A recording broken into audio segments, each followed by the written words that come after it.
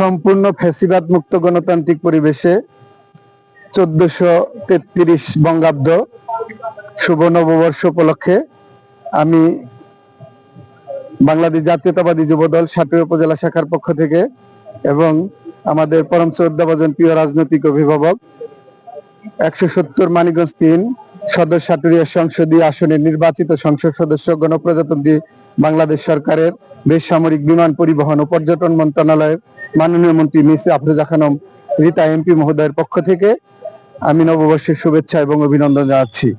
চিরায়ত বাংলার বর্ষবরণ উপলক্ষে রাষ্ট্রীয়ভাবে এবারের প্রতিপাদ্য বিষয় নববর্ষের ঐক্যতান, গণতন্ত্রের পুনরুত্থান।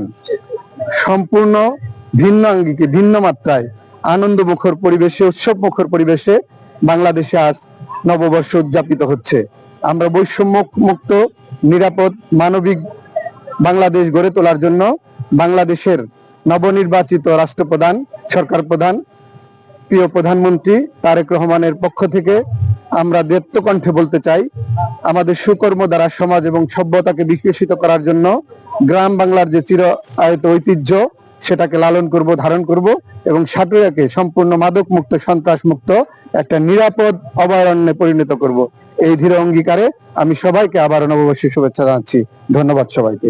ধন্যবাদ জানাচ্ছি আমি হামজা ভাইকে, উনি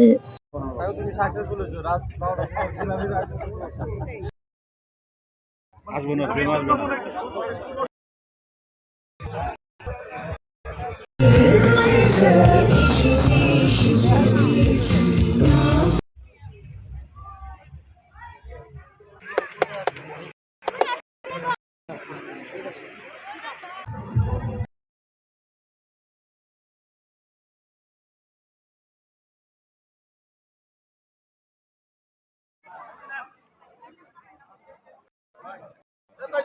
আমার তো দেওয়া